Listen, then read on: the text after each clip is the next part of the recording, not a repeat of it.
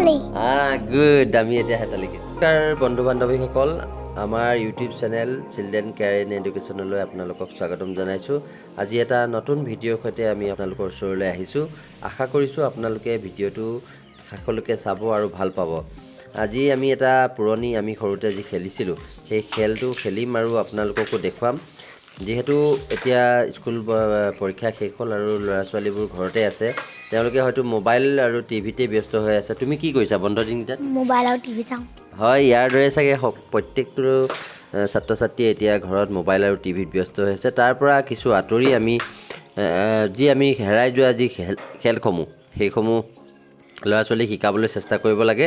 আৰু আমিও আজি হেতালি খেলিম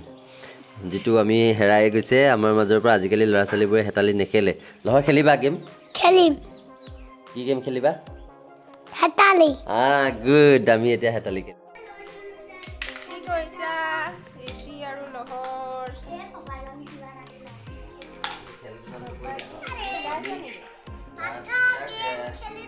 হেতালি কি পাথৰ গেম নকয় এইটো হেতালি বুলি কয়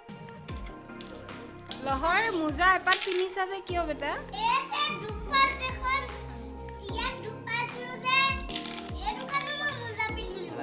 দুখ পাইছিলা ক'ত দুখ পালানো খেলা এইটো খেলা এই পাঁচটা তোমাক দি আৰু এটা কি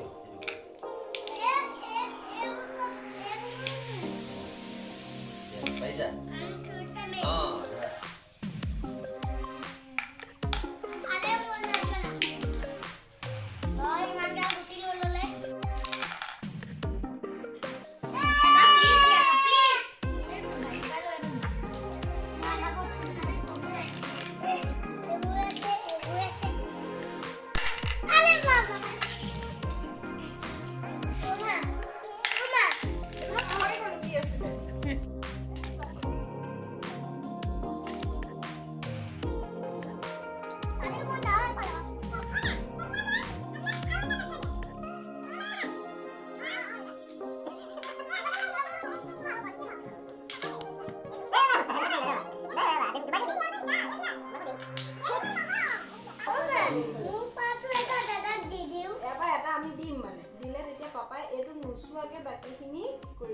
দিয়া দিয়া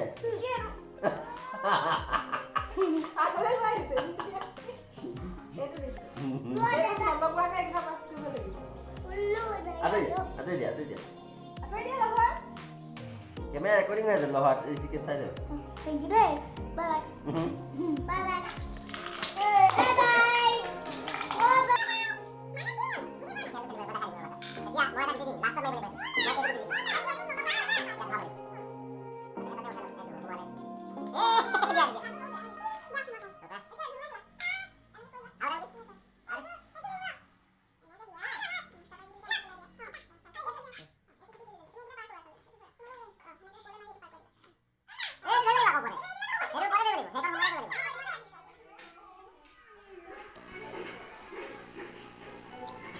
আচলতে আমি এইটো ক'ব খোজা নাই যে ল'ৰা ছোৱালীয়ে টিভি বা মোবাইল চাব নালাগে বুলি